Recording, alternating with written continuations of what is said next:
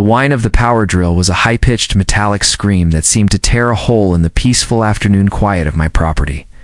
It was followed by a sharp splintering crack as the drill bit into the reinforced door jamb of my guest cabin. I stood on the porch of my main house, 100 yards away, my heart hammering against my ribs, a phone pressed to my ear. On the porch of the cabin, Brenda, the president of our Homeowners Association, was supervising the operation with a look of grim satisfaction. She had a locksmith with her, a nervous-looking man who was clearly out of his depth. "Just drill out the whole lock," she commanded him, her voice ringing with the absolute certainty of the truly entitled. "I am the HOA president. I've declared this dwelling abandoned. We have a right to inspect it. Get it open." I was speaking quietly but urgently into the phone.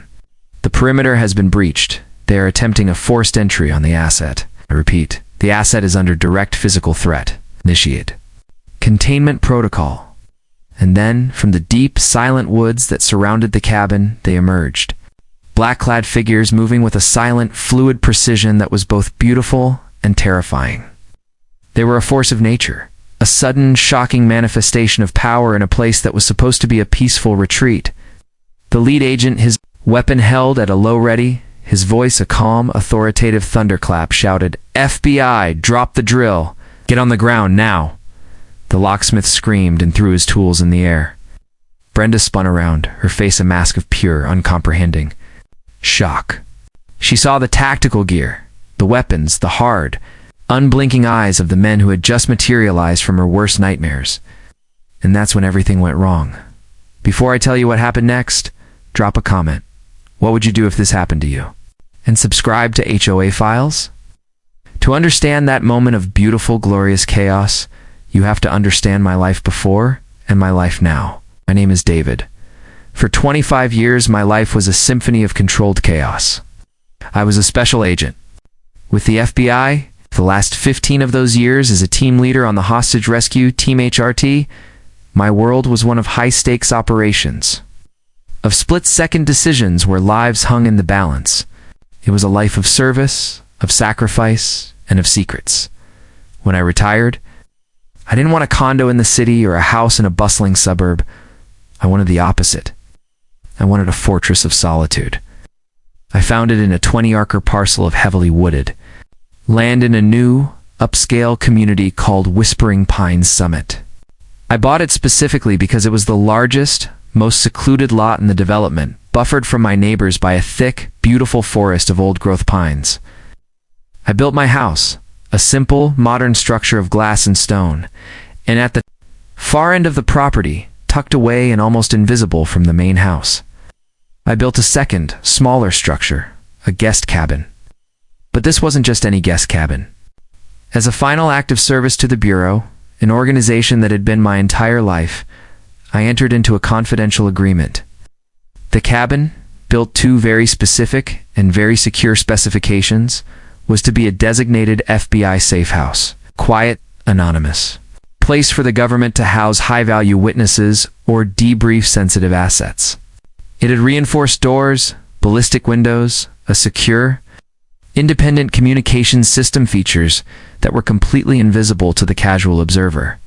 For 99% of the year, it sat perfectly clean, perfectly stocked, and perfectly empty. A silent guardian, waiting for a call that might never come. The ruler of Whispering Pines. And the woman who would become the bane of my quiet existence was the HOA president, Brenda. Brenda was a woman who seemed to be powered by a mixture of boredom, suspicion, and an unquenchable thirst for drama.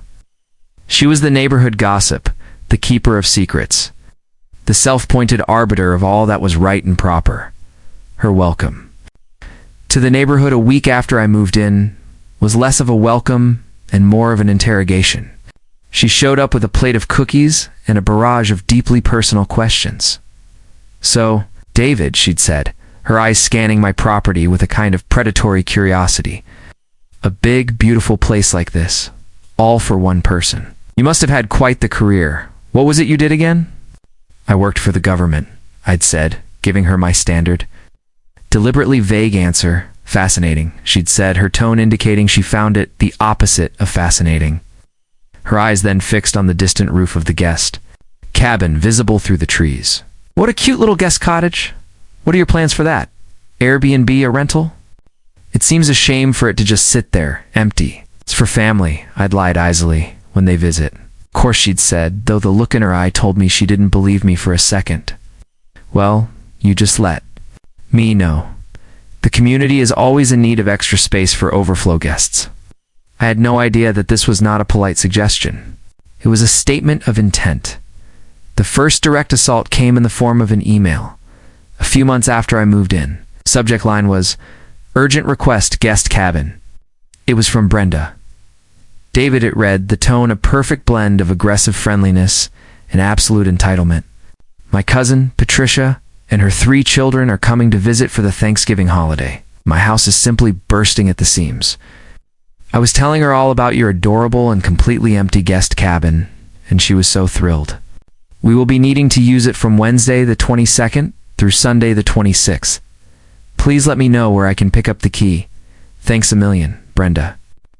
I stared at the email in disbelief. It wasn't a request. It was a demand. A notification that my private property was being commandeered for her family's holiday plans. I replied with a polite but firm and deliberately uninformative refusal. "Brenda, I appreciate you thinking of me, but I'm afraid the guest cabin is not available for personal use. I hope you and your family have a wonderful Thanksgiving." Her reply came back almost instantly, and the friendly facade was gone, replaced by the iron fist of the HOA president. "I don't understand what not available means. I drive by it every day. It's empty. It's just sitting there. It is profoundly selfish and unneighborly of you to hoard a valuable community resource like that. I am the president of this association, and I am formally requesting that you make the cabin available. The HOA will be looking into this matter further." The sheer, breathtaking arrogance of it was stunning. Hoard a valuable community resource. She was talking about my private property, a highly secure federal facility, as if it were the community swimming pool, my old training. The part of my brain that had been dormant since retirement began to wake up. This wasn't just a nosy, entitled neighbor anymore. This was a potential security threat. A person with this level of irrational entitlement was unpredictable. And in my world, unpredictability was a synonym for danger. I had my lawyer, the one who had handled the trust agreement for the Safehouse. Send her and the entire HOA board a formal cessez and desist letter. It was a brutal, ironclad document, citing my absolute and unequivocal rights as a private property owner, and warning them that any further harassment or attempts to gain access to any of my structures would be met with the most severe legal consequences. I had hoped that would be the end of it. But for a person like Brenda, a legal threat is not a deterrent, it's a challenge. She couldn't get in legally, so she began a campaign of psychological warfare. A week later, a formal violation notice was taped to my front door. The violation? Maintaining an unoccupied auxiliary dwelling. The notice went on to cite a new bylaw, one that had been magically passed at an emergency board meeting the night before. The bylaw stated that any auxiliary dwelling on a resident's property that remained vacant for more than 30 days was subject to a monthly vacancy inspection by an HOA-approved agent to prevent vagrancy, ensure property standards, and confirm the structure is not being used for unapproved purposes. It was a transparent, legally dubious pretext to give herself the right to get inside my cabin. The battle had escalated. I had my lawyer send another, even more blistering letter, informing them that any attempt by any HOA-approved agent to set foot on my property would be treated as criminal trespassing. Brenda then turned to slander. She started a whisper campaign in the neighborhood. She told people I was a suspicious recluse. She hinted that I was a disgraced government agent hiding out. She told one neighbor that she had heard strange noises coming from the woods near my cabin at night. She was trying to paint me as a villain, a threat. To justify her increasingly unhinged obsession, then came the final, fateful escalation. A few days before her cousin was scheduled to arrive for Thanksgiving, my secure phone, the one that only my old FBI contacts had the number for, buzzed to life. "David," the voice of my former section chief said, his tone urgent and grim. "We have a situation. Need the house. Now. We have a high-value witness in a major federal case. His cover has been compromised. He's in danger. Protection detail is en route to your location. 8 to 2 hours. The stakes had just been raised from a ridiculous suburban squabble to a matter of national security. A protected federal witness was now being moved into the very cabin that my insane, obsessive neighbor believed she had a right to use for a holiday get-together. And that brings us to that terrible, beautiful afternoon. I had seen the unmarked cars arrive in the dead of night. I knew the witness and his small security detail were now safely inside the cabin. My job was simple. Act normal. Maintain the fiction. But at 2 p.m., saw her. Brenda, she was marching up my long, winding driveway, and she wasn't alone. She had a nervous-looking man in a jumpsuit with her, carrying a large toolbox. A locksmith she had finally snapped. She was going to break in. This was the absolute red line. A direct physical assault on a secure federal facility with a protected witness inside. I did the only thing I could do. I went to my office, picked up my secure phone, and made one single call. To the FBI's regional field office. My message was short and coded, protocol we had established years ago. Whispering Pines is compromised, I said, my voice calm, though my heart was pounding. The asset is under direct physical threat. I am requesting an immediate full-scale containment protocol. I then walked out onto my porch to confront her, my own body now a simple delaying tactic, a buffer to buy the cavalry a few precious minutes to arrive.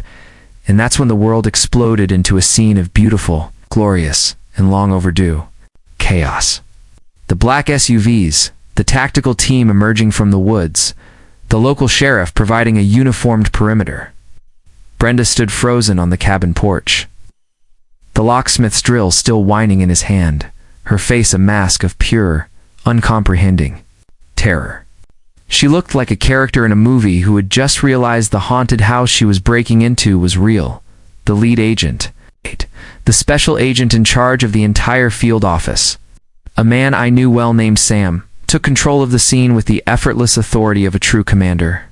His men secured a whimpering Brenda and the terrified locksmith, their hands cuffed behind their backs with plastic zip ties. Sam then walked over to my porch, his face grim.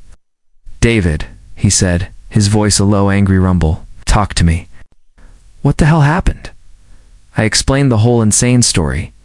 The demands for the cabin, the harassment, the fake bylaws, the final, desperate attempt to break in.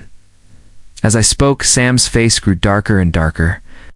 When I was finished, he just shook his head in disbelief.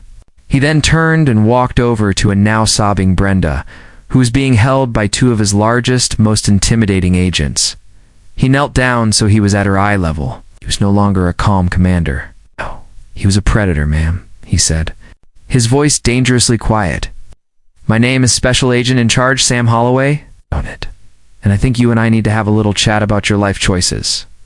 He gestured to the cabin. "You see that building? That is not a cute little guest cottage. That is a secure United States government facility, a designated FBI Safehouse, that is, as of this morning. Under active operational status."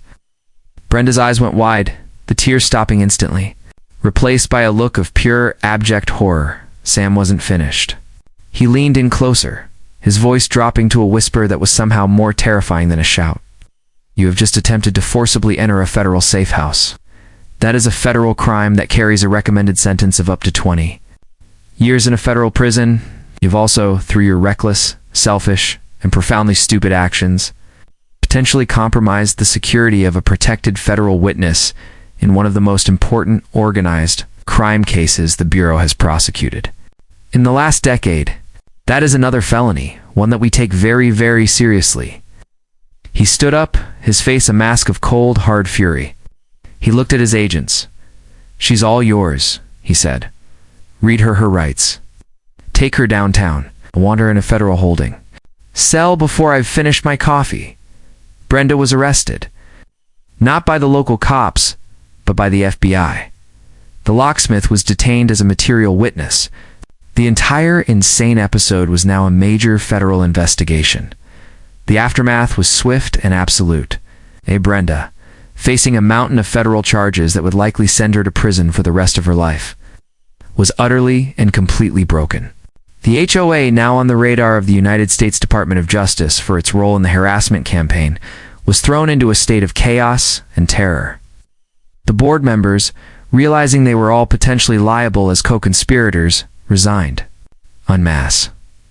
My privacy, the one thing I had craved above all else, was now, ironically, more secure than ever. No one in Whispering Pines dared to even look at my property anymore. The new, terrified interim HOA board sent me a deeply, profoundly apologetic letter.